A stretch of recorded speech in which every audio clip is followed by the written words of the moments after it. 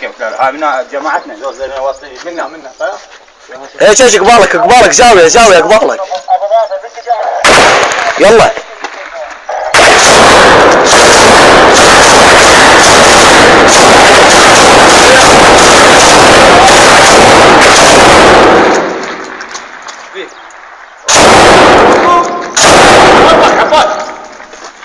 نشوف جماعتنا منا